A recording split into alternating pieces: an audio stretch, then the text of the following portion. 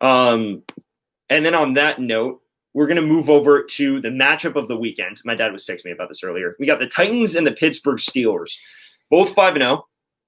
Obviously, both. This is the game that got rescheduled for week 4 because of COVID concerns. It was already the battle of the undefeated.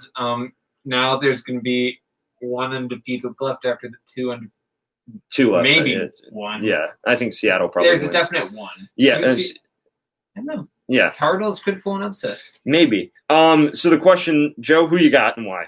I got to give it to – where's it at? I think it's in Tennessee. I'm got to give it to the Titans. I mean, look, say what you will about Ryan Tannehill. He has been great this season. Yes. He's been great in Tennessee. Yeah. His numbers they're basically the same as Patrick Mahomes in the last 14 games. That's insane. Because there's no argument you can make saying, like, Ryan Tannehill has a better receiving core than Patrick Mahomes. Oh, no, you absolutely can't. And, like, he has obviously one of the best rushers in the league. He is the best running back in the league, arguably. Chris McCaffrey. Best healthy running back in the league. Okay, come on. It's a valid argument. It's actually debatable, but yes. Yeah. Well, they're two different things, but that's another. Yeah. Like, but he's been amazing, and he's now 3rd or 4th in MVP vote, MVP voting right now, which is insane because, I mean, you don't expect a name like Ryan Tannehill to be that high. Of course not. Yeah, and, I mean, Big Ben still is a decent quarterback. I just think the offense for the Steelers isn't going to do a lot against Tennessee. I actually think it will, but really? I think it's going to be a With shootout. Claypool, but I think this is going to be a battle of the defenses, and I know Steelers have the best defense in the league. I think the fact that the Tennessee Titans have better offense than the Steelers is going to give them an edge to it. And I say better because they have a better run game, better quarterback, and a few better weapons. Yeah. So I'm going to go Tennessee as well. Better line. I'm going to go Tennessee as well, but I think it's going to be the exact opposite. I think it's going to be a shootout. Tennessee is one of the worst secondaries in the league statistically right now. Like if you look at fantasy projections, Steelers receivers are supposed to gash them. I think, look, Big Ben has been fantasy-wise has been great and stats-wise has been great, but he has been good enough to get them wins and like move the ball downfield and stuff.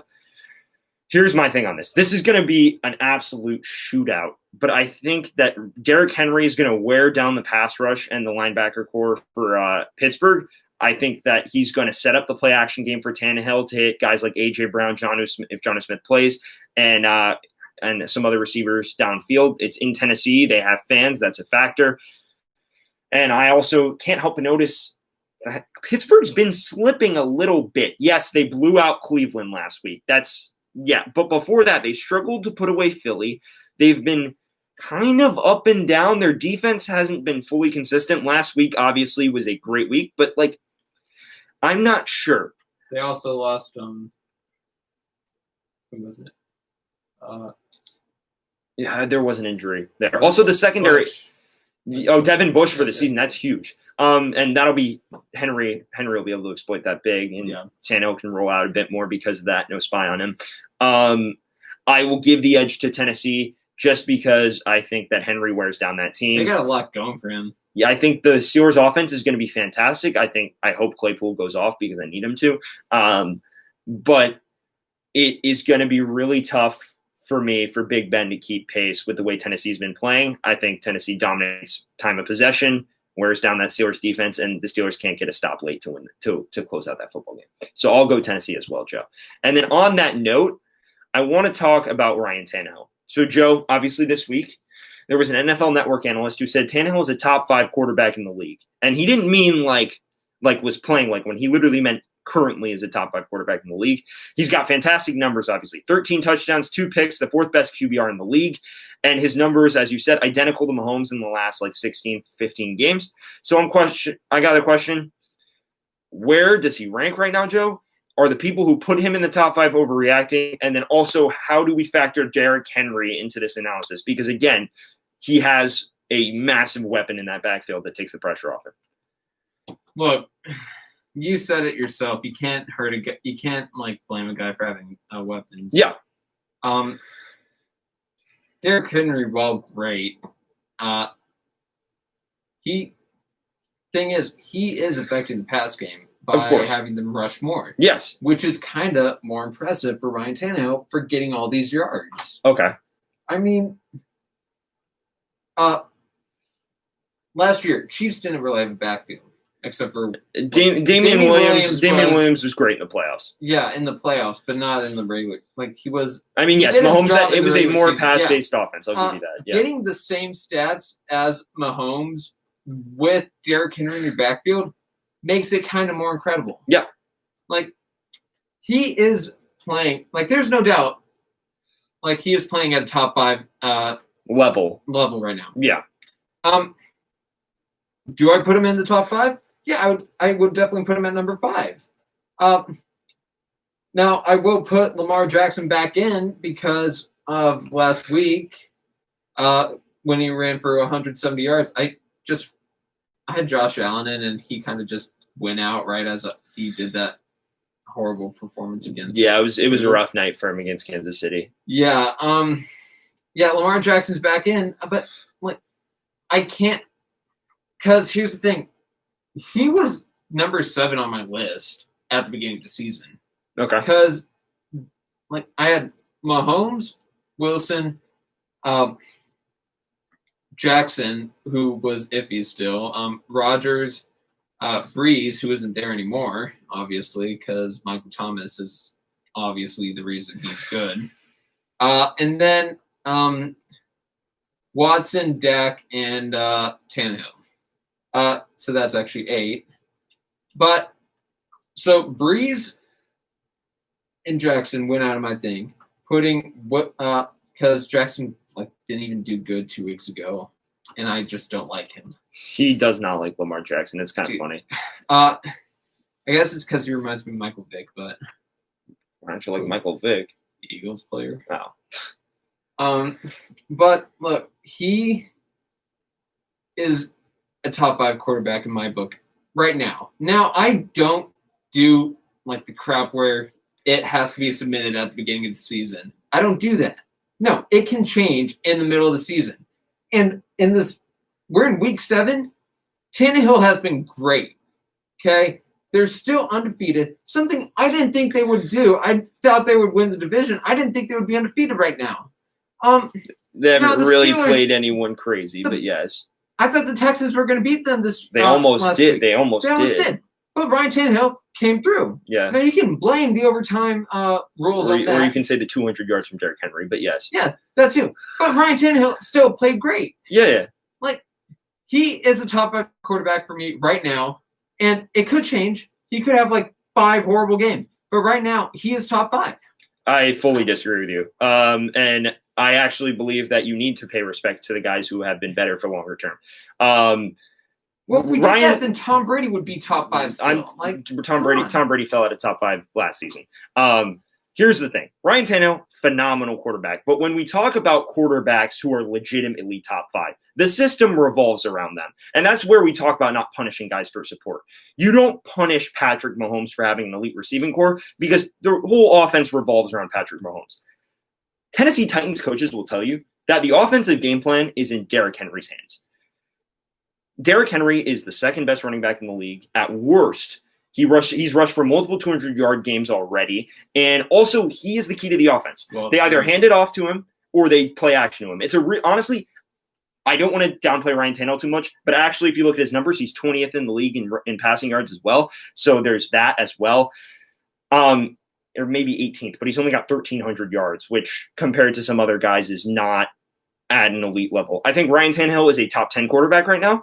I think it's a total overreaction to put him in the top 5 when the system doesn't revolve around him and he benefits from having one of the best running backs in the league. Also, we have to factor in, before he had somebody like Derrick Henry in his backfield, this dude wasn't even top 15.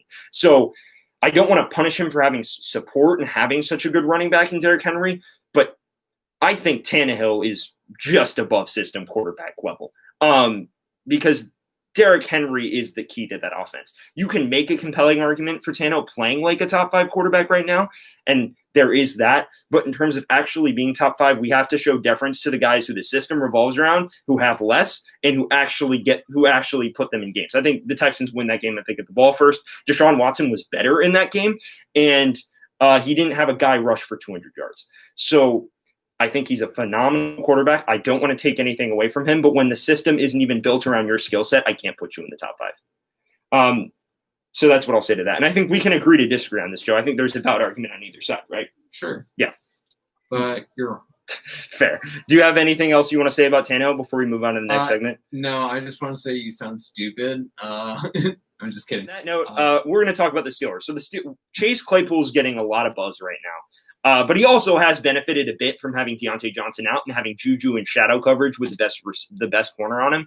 So, Joe, I want to ask you if you think Chase Claypool's for real, and could he potentially be the most reliable option numbers-wise going forward for Pittsburgh? This can be said for every receiver in the 2020 draft class. They are going to be elite. Yeah, this draft class is amazing. This draft class might be the best receiving draft class I have ever witnessed. Same. And I was alive for the Larry Fitzgerald draft class, and it wasn't even that good. Look, Chase Claypool is going to be the number 1 target soon. I still think Juju is, but he does have the fan coverage on him. He usually does get the best corner on him. Yeah. Now, will that change? Probably, because Chase Claypool has been doing amazing. Yeah. So he might be getting the number 1 secondary player on him soon. I haven't seen it yet. Yeah. I've seen them switch between Juju and Claypool. But I mean, until the main guy is still Juju. I'm not going to take away from Juju yet because he gets the best corner on him. Yeah. And that's kind of how you know they're a threat. Yeah. But I see, but the question is he real? He is real. Every receiver in this draft class is real. There are a few exceptions, of course, like late round picks that haven't really played yet. But everyone in the first and second round is insane. Maybe you could have questions about Rager, but he also hasn't played. He hasn't played. Yeah. Also, his speed in TCU was amazing. Incredible. Dude, if he plays, I think he might be great still. I'm going to give him the edge. So I think Claypool is obviously for real, and I think he's actually a pretty reliable person for you going forward. Juju is going to get the best corner every night because he's proven that if you take the best corner off him, he burns you. In week 1 against the Giants, destroyed them. And the Giants secondary isn't even bad. Statistically, their secondary is actually average. Worst one in the league. Oh, wait. That would be Cleveland or Atlanta or somebody really bad. But yes, here's the concern for me that you can have. You can say, oh, maybe he gets more attention in double coverage. Maybe they mix up coverages on him. But I think Claypool's skill set's so versatile. He had a rushing touchdown last game. He had a rushing touchdown the previous game. He can get you receptions at all 3 levels, although he's more of a deep threat guy or a screen pass / handoff guy. I just think he's going to get touches. The question is, can they continue to find him throughout the season? Or is there a game where the offense struggles and Claypool just goes MIA? That's the big question for me. I think Juju's the best receiver on that team, but I think because he's getting the best coverage, he might not actually have the best numbers. Also, we have to wonder how Deontay Johnson coming back factors in, if he can stay healthy, which that's a massive if. Yeah, the fantasy problems.